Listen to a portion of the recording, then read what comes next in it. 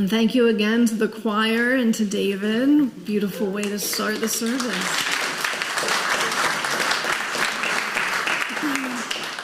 My friends, we have a lot of announcements today before we get into worship, and normally I would have cut some of them, but they are all so important that I'm just going to do my best to get through all of them. We are still postcarding on Tuesday night, sending postcards out to people in swing states like Georgia, encouraging them to vote early. That's Tuesday night at 6 p.m. You can join Reverend Monica right in there, bring a sweet snack to share, and consider pitching in $10 to help offset cost of supplies. And bring a friend, because we need to get those postcards out there. We want to get to 1,000. The Crossroads Diaper Drive is happening all of October. So our social justice team often invites our members and friends to donate canned goods to support the food pantry at Crossroads Urban Center. But this month, they are doing a diaper drive. Please consider donating purchased diapers this month to benefit their diaper drive. You can leave the diapers, and by this month I mean October, you can leave the diapers in bins outside or in the little chapel. Bring them anytime during October. And I heard that they're most in need of diapers in larger sizes, so sizes 4, 5, and 6. I'm really excited about this next one. We are now going to be offering community flow yoga in Eliot Hall Thursday evenings at 5 p.m. With registered yoga teacher Johnny Boyd, who I'm actually hoping to bring into service soon so you can all meet. If you've heard me talk, you know that yoga has been incredibly important to my mental health, physical health, spiritual health, all of those things. And I find that it is often very inaccessible, both cost-wise and just intimidation-wise, to communities. And I wanted to see if we could do what we could to make that a different thing. So please come. We will provide mats. We will provide blocks. The class will be designed to be welcoming to people of all levels. So if you've never done yoga, if you've done it, come on in. You will be welcome, and you will get something out of the class. It is suggested donation of only $5 for members, $8 to $10 for non-members, and no one will be turned away. The first one will be this Thursday, by the way. Hugh and Jan Gilliland both have passed away, and we will be holding their memorial service here on October 5th, that is this coming Saturday, at 10 a.m. If you are not familiar, Hugh Gilliland is actually a former senior minister of this church back in the 1960s, so this will be a time for us to celebrate both of these individuals' legacies. On Monday, October 7th, we will have a vigil for the victims in Palestine and Israel from 6 to 8 p.m. right here in the chapel. It's been 1 year since the invasion of Israel that resulted in the kidnapping and death of Israelis and the subsequent war that has killed thousands upon thousands of Palestinians, many of whom were innocent civilians. The chapel will be open on October 7th for a candlelight vigil for anyone who would like space to mourn, pray, and imagine a better future for Palestine and Israel. My friends, the pre-bidding of the auction is ending today. So if you want a chance to see Hillary Clinton speak in person, I think it's this week or something, go and bid out in Eliot Hall on the silent auction. There's also another speaker event series that is up for bidding. And in addition to that, you can now register for the auction proper. Our venue is larger this year, which is great. It's more affordable for us, which is great. So less of our budget goes into the auction venue. And we will be able to have childcare on site. The one kind of compromise is that it's a little farther away than we're used to for our auctions. So we're trying to organize some carpooling to help everybody get there who wants to be there. If you are a good driver and you would like to volunteer, please contact the auction team. Only 2 more.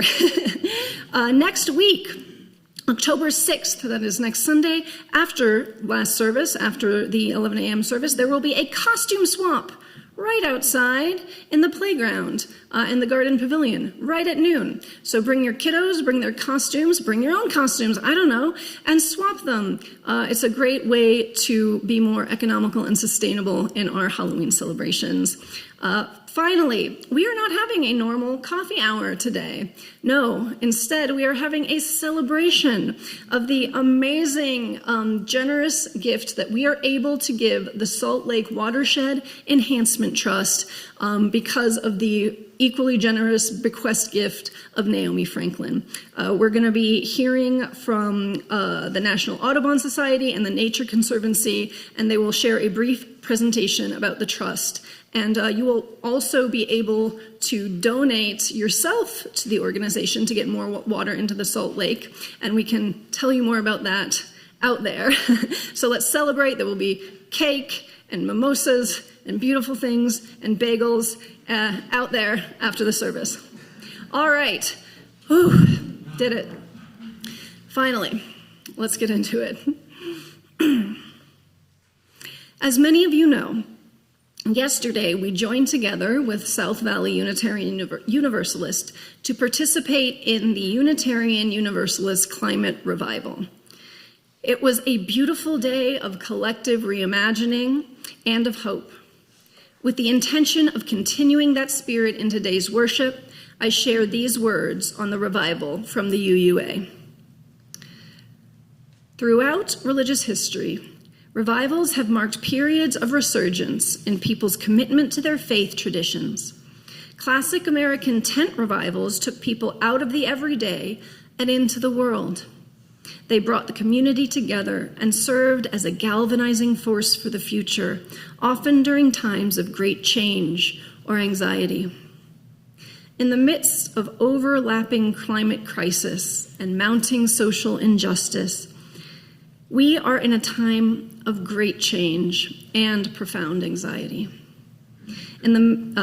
Taking a note from those who have gone before us, the Unitarian Universalist Association Climate Justice Revival is meant to be a time to come together and to recommit.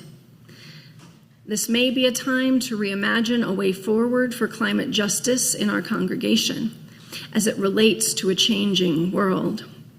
Though we may not be gathered in a tent or under the stars, we invite you to bring the revival spirit to our worship together today.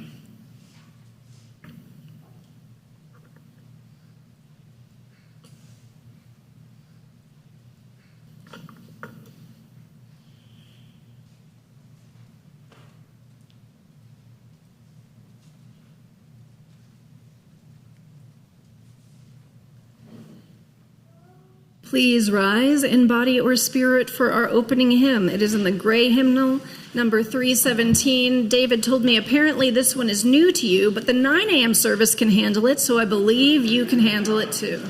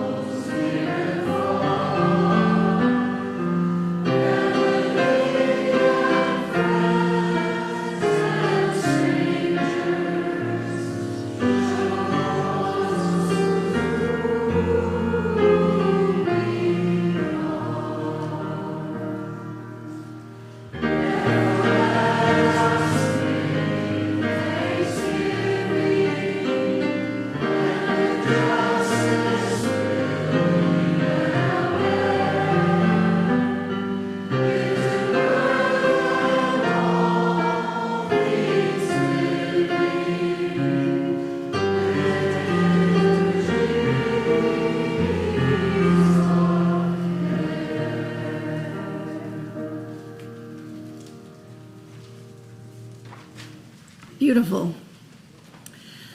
My friends, I am happy to welcome up our lay minister, Darlene Thayne, who will be speaking on September's lay minister theme, Why I Am You.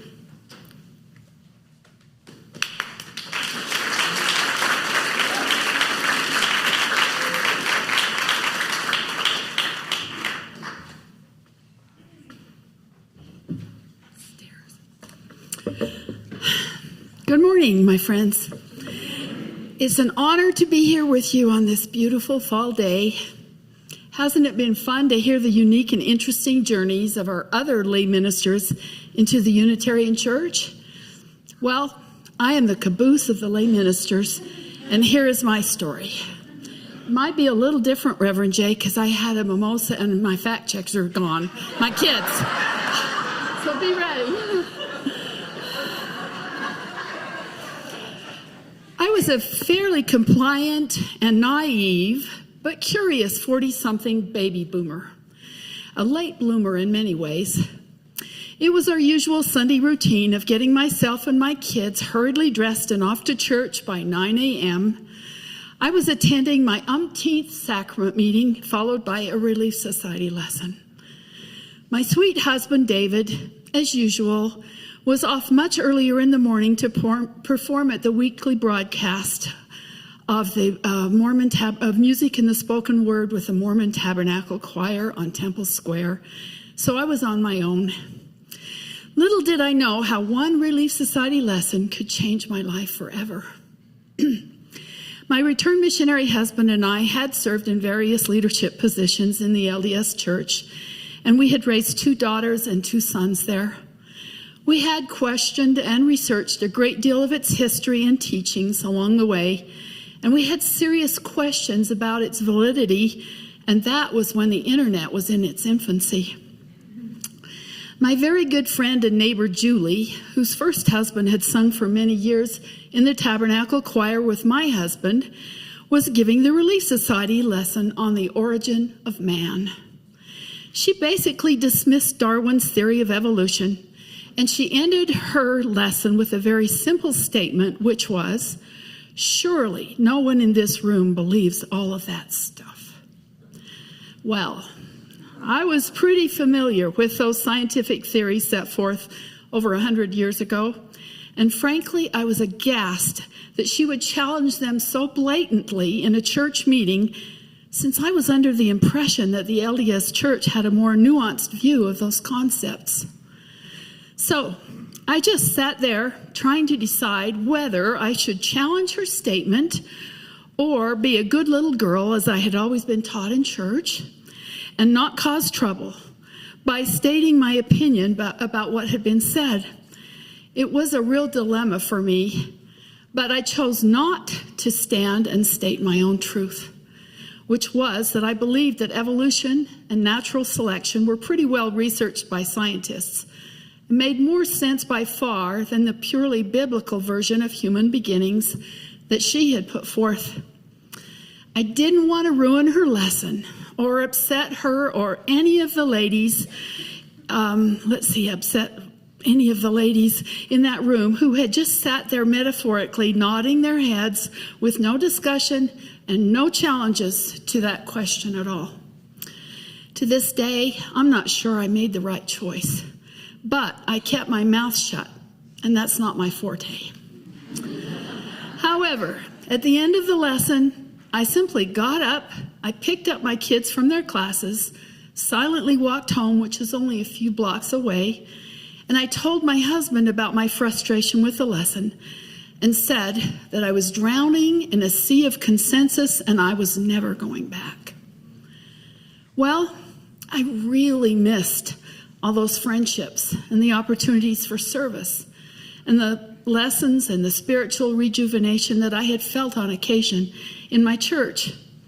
And so I decided to ask God, Google God, what to do. In the early days of Google searches, being the pragmatist that I was, I sat down at my computer and I typed in the words, "What church should I join?" To my delight, it took me to a website that had me answer 100 serious questions about my beliefs. After taking a very long time to answer that many deep philosophical questions, my computer told me that I was 90% Unitarian. So I looked up the address and the times for the local Unitarian Church of Salt Lake City, and the rest is history. My dear husband believed before I did even that the LDS Church was not true. However, he really enjoyed visiting with his friends at church, although he mostly slept through the sermons. So he would attend our ward sacrament meeting, then come home and get me, and we would attend the Unitarian Church together, which we came to enjoy immensely. I anxiously signed the book, the membership book, but he never did. Our kids, except our oldest son, were indoctrinated into the LDS Church by that time. So outing ourselves as non-believers became a really big deal to us. We felt that living a life of integrity while still showing love and acceptance of each other in our family was our priority. But because of that choice, I have paid serious consequences, such as not being allowed to attend the temple weddings of my 3 believing children, which frankly broke my heart. Side note, most of them now are non-believers. But I do have one grandson who is currently serving an LDS mission in Concepcion, Chile. Joining the Unitarian Universalist Church of Salt Lake City has been one of the best decisions of my entire life. That was the beginning of my journey into the wholeness and the interconnectedness of life, which is ongoing. I could talk for hours about the gifts it has given me and the transformation it has made in my life, but I will, for now, just say that when I am here with all of you lovers, thinkers, and doers, I am my best self. And as Robert Frost so eloquently stated, that has made all the difference.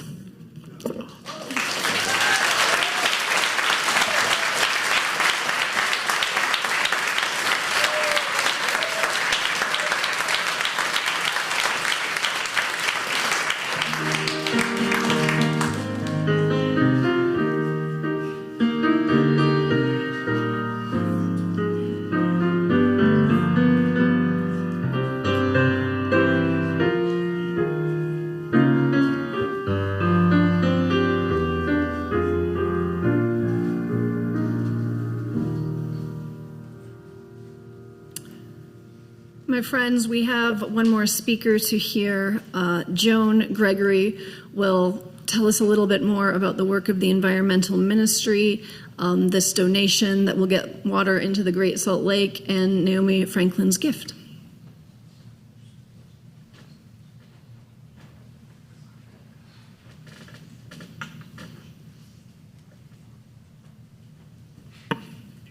There we go. As part of our climate justice revival, Environmental Ministry is excited to officially announce that First Unitarian Church of Salt Lake City is partnering with the Great Salt Lake Watershed Enhancement Trust by donating $35,000 to support the trust's effort to get water, new wet water, permanently to Great Salt Lake. In 2002,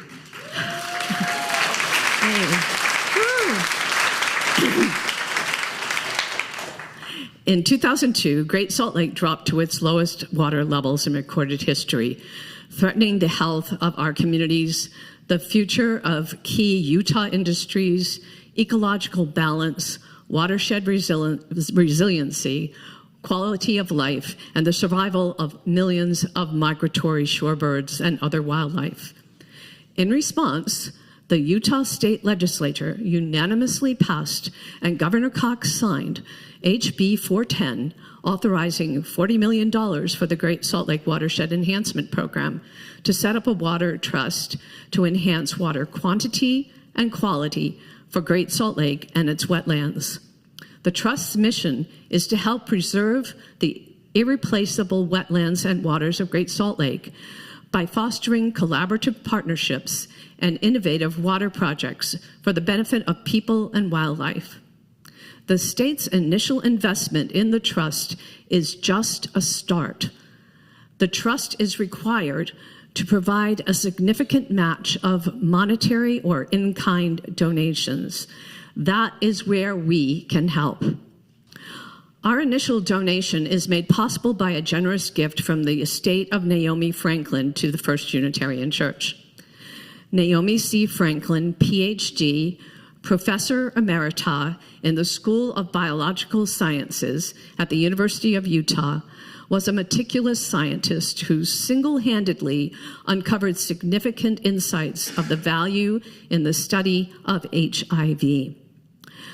Naomi was a longtime environmental activist, feisty LTE and op-ed writer, and participant, trusted advisor, and generous contributor to our environmental ministry efforts for many, many years.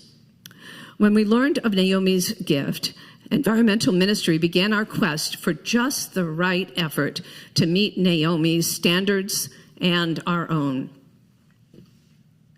The Great Salt Lake Watershed Enhancement Trust is just one of many solutions, but it was the one that we were convinced would make a real difference, and one we believed Naomi would have chosen if she had been on the selection committee. That committee, that team of researchers here at First Unitarian, included Leslie Lofel, who coordinated the effort, and committee members Danielle Droich, Kathy Chambliss, Jean Mahalko, and myself. When we reached out to Naomi's niece, Rachel, to share our decision, she wrote back, "Naomi's commitment to the preservation of our environment and natural resources was a hallmark of her life. We, Naomi's fans and family, are very moved to learn of your plans, and I believe she too would be gratified." We are honored that several of Naomi's family members and fans are joining us today via Zoom from New York. We also wish to acknowledge and express our deep gratitude. Woohoo! We also wish to acknowledge and express our deep gratitude to Marcel Shoup, Executive Director of the Trust, Max Malquist, Engagement Manager of the Saline Lakes Program, Ann Neville, Utah Northern Mountains Regional Director at the Nature Conservancy, and Shayla Adams, Communication Manager, who are here today from the Trust. Max, Ann, and Shayla, stand up, please. Oh, you're standing already. They're right in the back.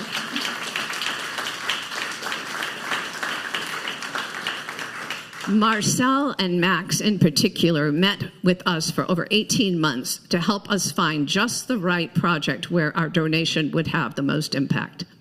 Following this service, you will have the opportunity to amplify the impact of this donation by adding your own. And one of our First Church members has generously and anonymously offered a $2,000 challenge grant, which will match the first $2,000 contributed. Please help us lock in this extra funding. Your donation will help acquire permanent rights to new water forever for Great Salt Lake. Water that will go directly to Great Salt Lake, water that would have otherwise been diverted to other uses. You can use the QR code on the flyer that you're maybe sitting on, that's right next to you. Any Unitarian donations made by October 20th will count toward the $2,000 goal to secure the matching grant.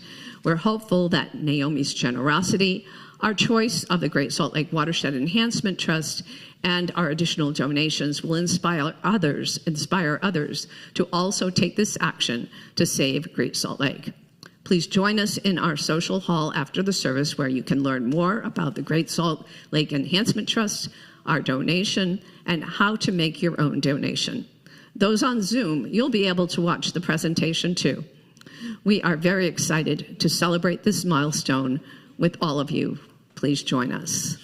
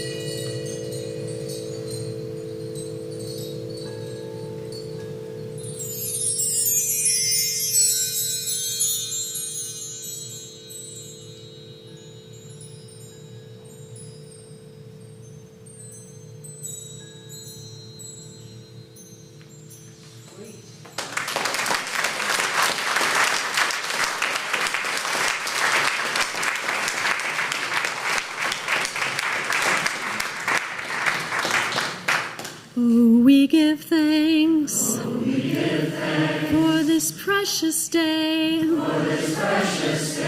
for all gathered here, and those far away, for this time we share, with love and care. Oh, we give thanks for this precious day.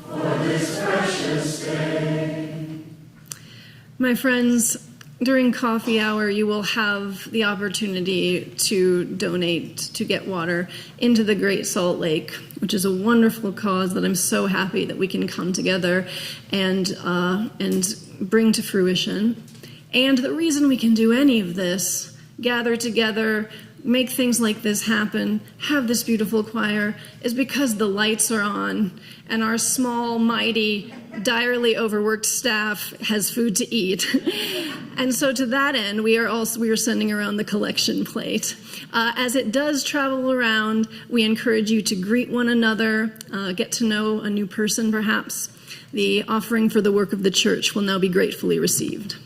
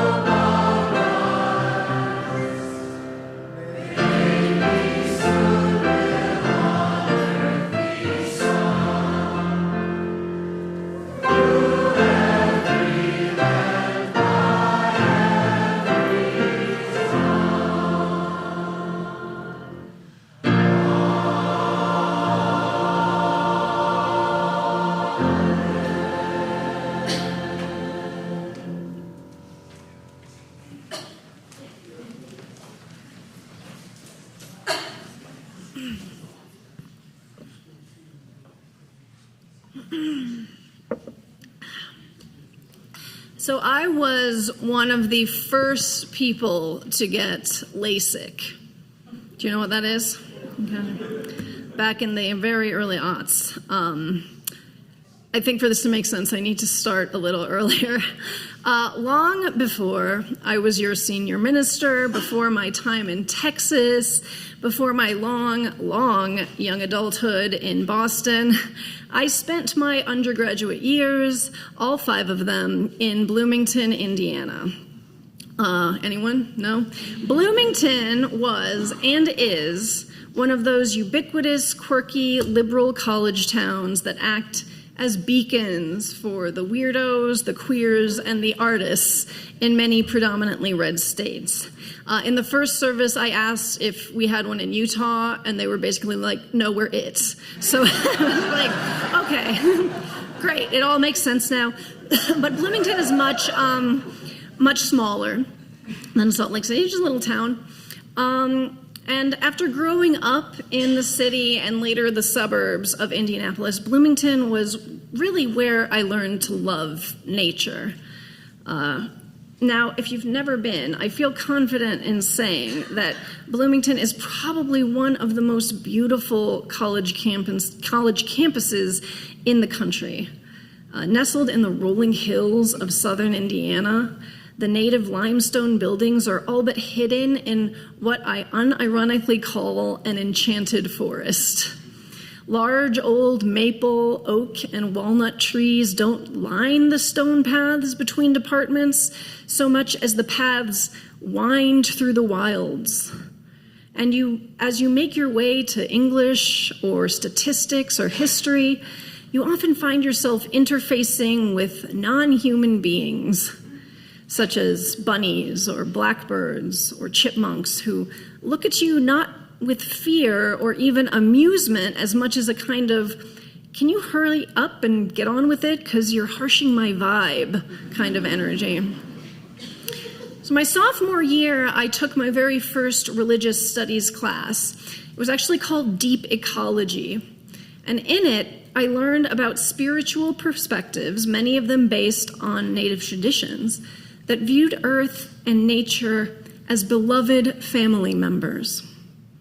I also learned how this contrasted with the so-called Western colonialist extractivist model, which viewed the Earth as resources to be conquered, to be penetrated, to be controlled, to be dominated in order to benefit powerful humans. This class led me to change my major to religious studies, and I probably wouldn't be here today without it. Now, as I began to fall in love with the forest, I also began to make, let's call them hippie friends. Some were fellow students, others were just Bloomington hippies who brewed their own beer before it was cool. I spent the summer between sophomore and junior year on a homestead farm, the Lazy Black Bear in Paoli, Indiana, learning permaculture techniques from 2 50-something gay men who'd traveled the country teaching these sustainable, earth-first farming methods to anyone who wanted to learn. Now, Al Gore had not yet shocked the nation awake with An Inconvenient Truth, a portentous climate change documentary that brought the severity of the climate crisis into the mainstream American consciousness. For what it's worth, when the movie came out in 2006, I didn't see it because, in my words at the time, I already know the world is ending and there's no hope, so what's the point? Now, my hippie friends and I did know about climate change. We knew what caused it, we knew how bad it was, and, well, if we didn't quite know how to fix it, at least some of us knew how to do mushrooms, enjoy open-air showers, and raise some killer organic produce while we waited for doomsday. After all, back then, really no one in power seemed to understand the severity of the situation. People seemed to just want to keep on with business as usual, and we knew that was a death sentence. Our predictions about the inevitable climate apocalypse were so dire that I became aware of a terrible personal liability. You see, since I was a child, I was extremely nearsighted. Not legally blind, but couldn't recognize family members 2 feet away blurry without my glasses. And I realized that once society inevitably collapsed due to global warming, probably by the time I was 30, I and my friends reckoned, my survival would rest on these 2 pieces of glass held together by flimsy plastic. Has anyone seen that episode of The Twilight Zone where think about it every day? So, after I got back from the lazy black bear in 2003, at the age of 20, I went under the laser to have a better chance of surviving the end of the world. Of course, the world did not exactly end on our timeline, and many people woke up. And things are changing. More slowly than we would like, yes, but much more broadly than seemed possible when I was 20.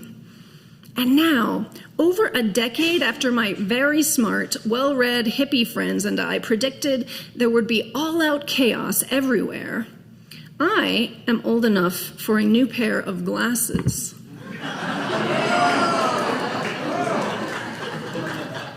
Because LASIK does not stop you from becoming middle-aged, turns out.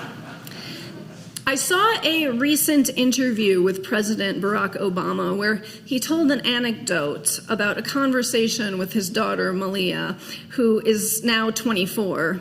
That makes me feel old. I don't know about anybody else. But Malia, at 24, said that she and her friends often experience deep despair around climate change as young people. Well, that's the attitude we want, though. Seriously. I'm going to ask you to do that again a little bit later.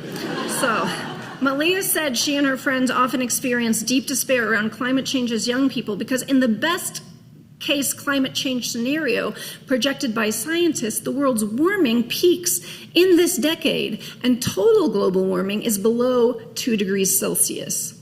Now, capping warming at 2 degrees Celsius or less was the goal of the Paris Accord. This scenario requires the people of the world to band together, basically yesterday, and make aggressive, abrupt changes that prioritize sustainability and planet health.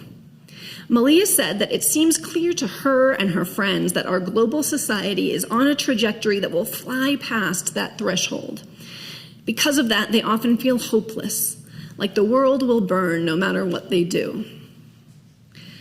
President Obama replied to her in the most wonderful way. Not optimistic exactly, not really the hope poster, but I would call it a realistic response. He said, look, maybe we won't be able to cap it at 2 degrees, but maybe if we work really hard, we can cap it at 2.5 degrees. Or if we miss that, maybe 3 instead of 3.5. And that extra half a degree Celsius might mean the difference between whether Bangladesh is underwater, or whether 100 million people have to migrate, or only a few million. Now, that got me into looking up the different predicted models of climate change that scientists have put out. And I actually encourage other folks to look at them as well. Because while it is very unlikely at this point that we will follow the best case scenario, I think it is also equally unlikely that we will follow the worst. If they know how to solve climate change, let me know. Now, in the worst, the vast majority of the developed world continues keg-standing fossil fuels like it's the Industrial Revolution. I don't think that's very likely at this point. So, more than likely, we will wind up somewhere in the middle. Now, where we do end up in the middle will mean a world of difference for millions, if not billions, of people. Not to mention countless species and ecosystems. And that reality means that we must not give in to despair. I think we need to get out of this too late, all or nothing perfectionist mentality that has plagued progressive thought and the mainstream media for decades now. Too late is a construct of linear 3-act Western fiction, where the story needs to wrap up by the end of 200 pages or 2 hours on screen. Reality does not have 3 acts. Reality just keeps going and going, my friends, and we can choose to continue to engage with it even when not everything goes our way, even when not everything is perfect, or we can throw up our hands in despair or in smugness, hide our heads in Friends reruns, shopping addictions, and video games, and allow things to continue to get worse. The mindset that says, well, climate change is already happening, so we've failed, it's over, the world is broken and ending, is in fact part of that same perfectionist, purity-obsessed colonial mindset that got us here in the first place. My friends, we must not only love and protect our earth if she is perfect in our eyes, if she stays below a certain temperature, if she aligns with our expectations and desires, if she optimizes our potential. Instead, what if we really did think of the earth as our mother? Or if you have a difficult or non-existent relationship with your mother, another sacred, beloved family member. When our family members are sick, we do not, should not, abandon them. No, we sit by their bedside and do everything we can to help them heal. What if they do not fully recover from a severe illness, snap back to the way they were? What if they lead their lives forever changed? Less energy, or disability, or cognitive decline, or ongoing care needs? Do we drop them and come up with moonshot boondoggles about colonizing Mars to get away from the unpleasantness of their illness? Our hyper-capitalist colonialist culture may nudge us to do so, as it does with anything that slows down our self-optimization or earning potential. But most of us will not drop our loved ones just because they are ill and are expressing symptoms of that illness. Most of the time, most of us, if we are at all able, will come to the aid of that family member. We may do the caretaking ourselves or help them get professional care because their needs are beyond our capabilities, or some combination of both. Caretaking is hard work, and it is almost always too much for one person to do alone, and it can be expensive, and we often do it at great personal cost, but we find a way to do it because we love the family member. Because the family member is, in a real sense, part of us. As the Bible might say, our souls are bound to each other. Such it is with us and our planet.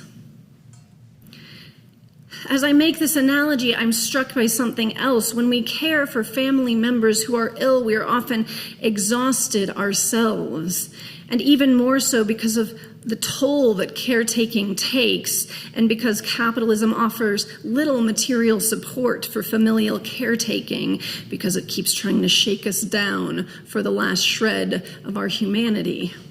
And because of this, we often care for our loved ones imperfectly.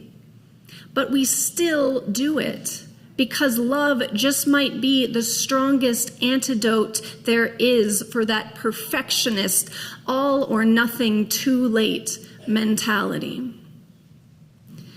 I wonder, could we shift our approach to climate change away from the colonialist, extractivist, expansionist model, the one that still wants to bend nature to our will to serve us for our own optimization, the one that wants to manipulate nature to keep her under 2 degrees, mostly so that we can remain as comfortable as we are used to? What if instead we viewed our actions regarding nature and the planet as part of a sacred relationship, like that of a beloved family member? Hippie stuff, right?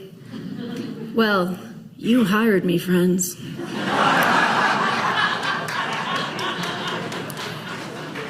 Now, if the earth is a beloved family member, when she is sick, we will sit by her side and work to get her what she needs. And if our actions are making her more ill, we can stop them, just as a family member might stop smoking so that their secondhand smoke does not exacerbate a loved one's illness.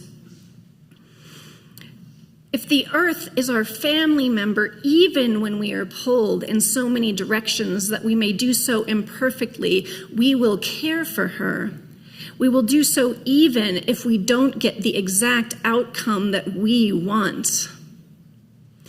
In this view, we will see the wildfires and the extreme temperatures and the strange storms not primarily as problems impacting us and our comfort, but as symptoms of an illness that hurts our beloved family member as well. And can we expand this familial view to the people who will be most impacted by the coming and already here changes to our climate? For they are part of the planet, just as we are. They are also our beloved relatives.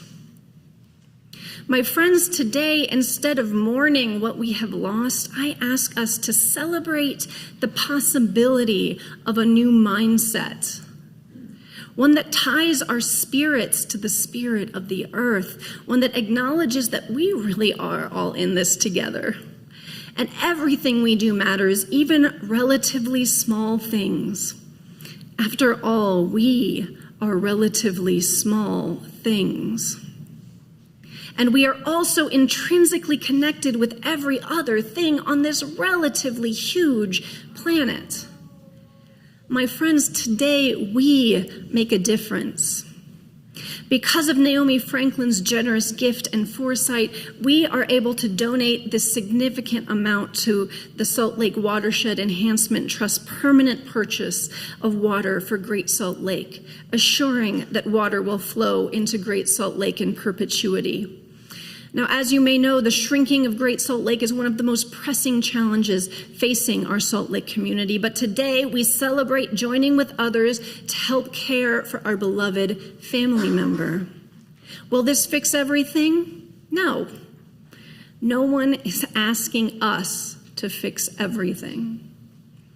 What we are being asked to do is to do what we can with what we have where we are. Because of Naomi Franklin's gift, our church is able to help ensure that more water will flow into our beloved Great Salt Lake, and may others follow this lead until she is full and healthy once again. To those who are younger than me, I understand why things seem terrible and scary. But as someone a little older, let me reassure you that humans have always screwed things up. But we've always gotten it back together. We humans can change, and quickly. I know because we have done it before, because we are doing it now. We can still make a better future for so many people, ourselves included, by restructuring our relationship with the earth, by committing to the well-being of our global family, by doing what we can with what we have where we are, even if it's not perfect. May we choose love over despair. May we care for our beloved earth. May we continue to create a better world for generations to come. May it be so.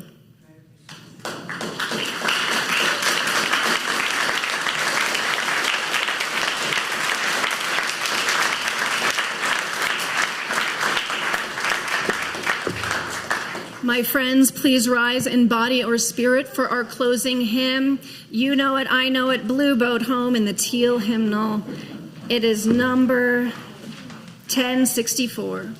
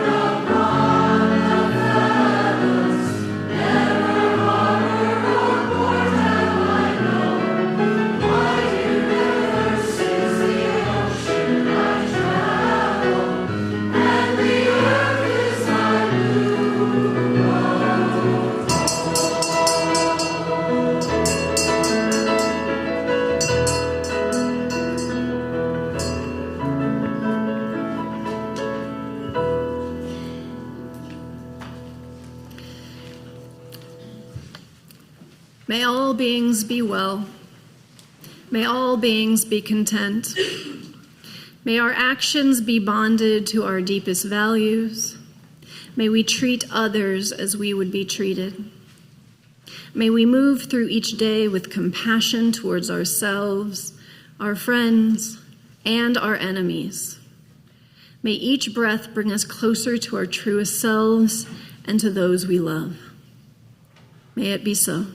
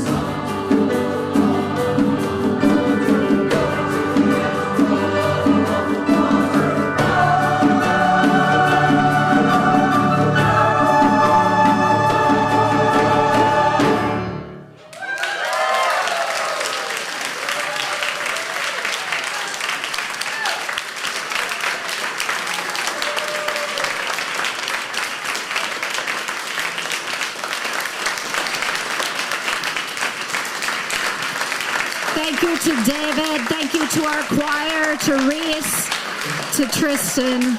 Everybody, thank you for coming today. I hope to see you over in Eliot Hall for snacks, drinks, celebration, and to learn more about the Great Salt Lake and what we can do.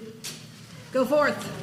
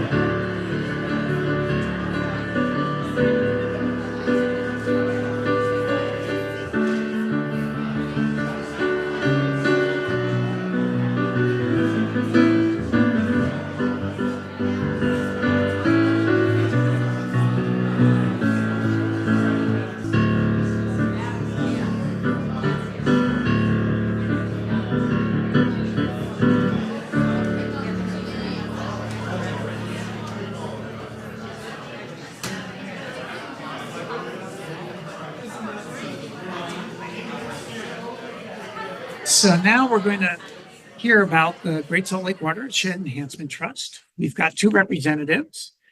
One of them is Sheila Adams, and she is a communications manager. We've been working with her. She's been absolutely fantastic to work with. The other person is Max Malmquist. He is Great Salt Lake Audubon's Saline Lakes engagement manager. Max has led us on birding trips. The last one was in the spring. It was absolutely wonderful. It was by the Great Salt Lake. And he not only knew all the birds and all, but he could tell us about what was going on with the lake and with the wetlands and so forth. And so let's hear it from them. Thank you. Thank you, Steve. We're going to switch over from our slideshow here to another presentation. 1 second.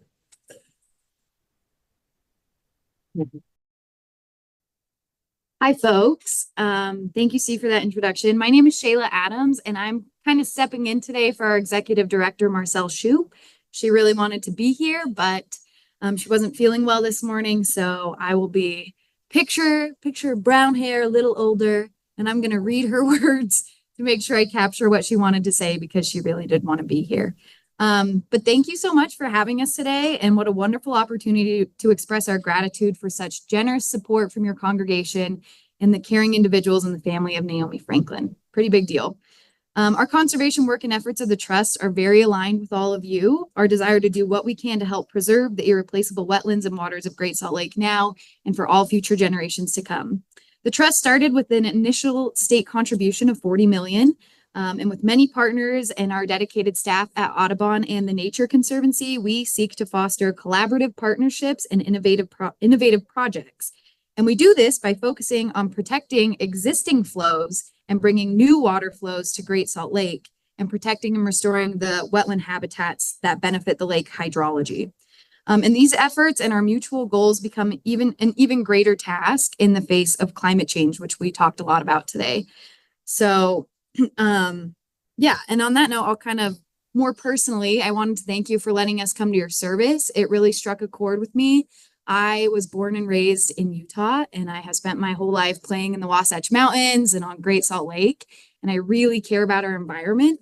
And because of that, I ended up studying environmental sustainability at the U about 6 years ago. And by the end of my program, I was absolutely buried in despair and really, really struggling with climate anxiety, which we talked a lot about today, to the point that I had to do a thesis. So I ended up writing a book about hope in an age of climate crisis, just to see if there was any left. And there was.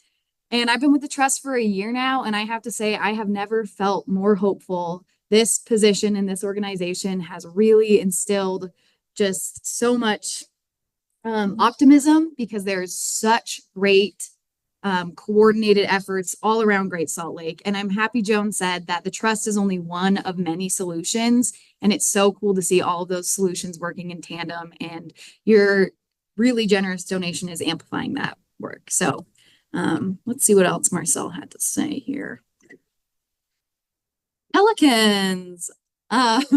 Great Salt Lake is home to millions of birds, including migrating shorebirds. And now that I work for Audubon, I get to work with birders, and I have to tell you, they're the best people.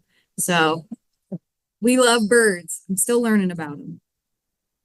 So this is kind of the framework of the Trust. You can see that we have our vision statement and our mission statement, and both of them kind of capture that we are here to protect the waters of Great Salt Lake and the wetlands. And we do that through 4 ways. 1, protecting and enhancing water flows, protecting and restoring wetlands and habitat to benefit hydrology, water distribution and management, which is the really complex, hard part of our job. And Max does a lot of that, so kudos to him.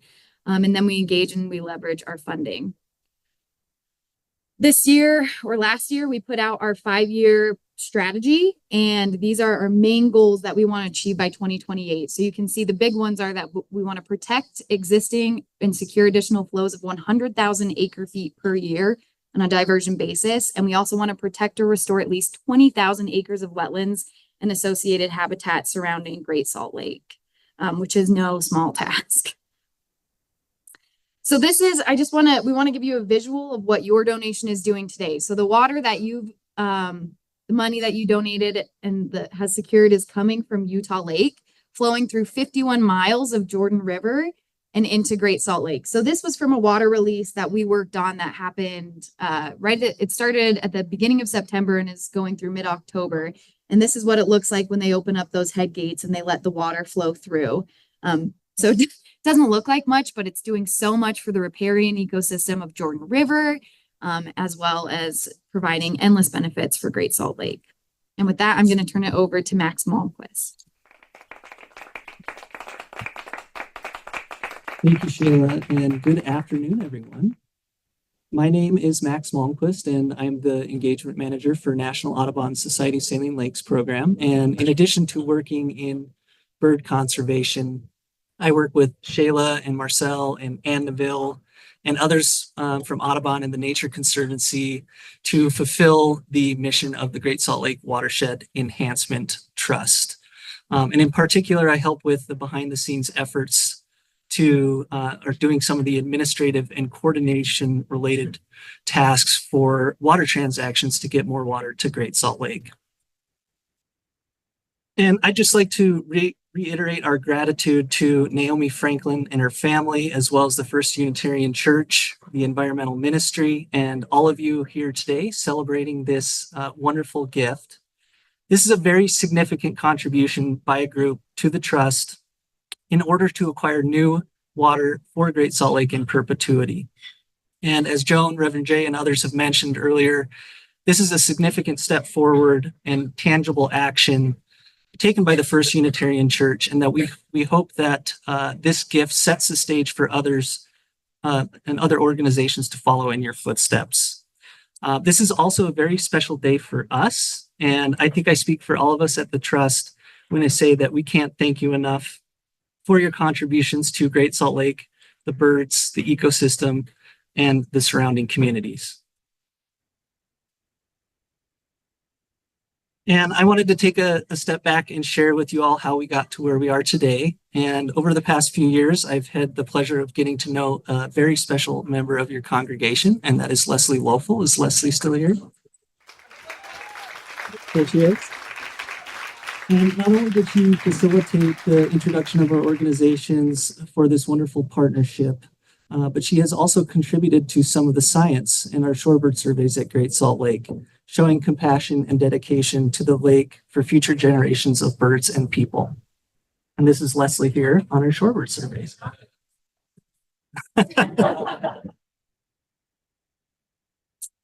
And as Steve mentioned, through Leslie, I've had the honor of spending time with a number of members of this congregation out at the lake. And over the past 2 years, we've been out to Gilmore Sanctuary, Audubon's Shorebird Preserve, and we did a birding outing out to Antelope Island Causeway. And we even had a First Unitarian Church field trip out to a couple of the private duck clubs, Rudy and North Point, where we learned from their managers about the issues that the wetlands are facing around Great Salt Lake, in addition to the threats to the lake and its ecosystem. And through this time that we've spent together, we've built a relationship with the members of this congregation, and it has become abundantly clear that we share values when it comes to climate resiliency, the health of the environment in our local communities, and of course, Great Salt Lake, its ecosystem, and the millions of birds that rely on it. With this generous donation, we will be finalizing the acquisition of water in the Utah Lake Jordan River watershed that in recent history was diverted away from its natural environment and consumed for human-related purposes. And with this acquisition, it will now go back to the Jordan River. And in addition to providing benefits to Great Salt Lake, it will provide benefits to the riverine ecosystem and to the communities along the Salt Lake Valley that recreate and spend time along the Jordan River corridor. And we will be here throughout the hour to talk about the trust, the donation, and what it means for us and to Great Salt Lake. And we hope that you will consider adding to this gift and amplifying its impact. And I will leave you with this visualization showing the movement of water through the watershed from the Wasatch Mountains to Great Salt Lake. Thank you.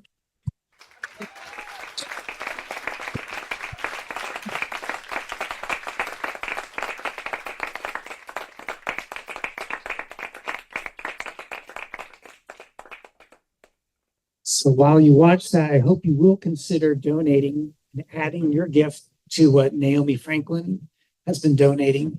We said we have a $2,000 match available. If you write in Unitarian in the notes field, it will go to that match. It's not just us, by the way. We're working with other Unitarian congregations in Utah. It's fun to be having a joint project. And whether or not you wish to donate, this isn't the only thing we're doing with the lake.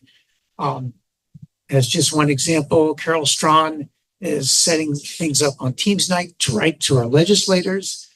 You know, Candace Honeyjager, Hassenjager, she is with the Division of Water Resources, the director there. She spoke at her summer forum, and Carol spoke with her afterwards and said, hey, what's the single biggest thing we could do to ask of our legislature that would have the greatest impact on the lake?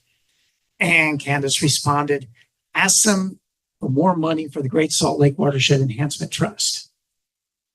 So that isn't the only thing you can write about, but yes, join Carol on Teams Nights, 4th Tuesday, to write to your legislature, or you can write from home as well. And we're going to find a way to do as much as we can for the lake. So thanks, everyone.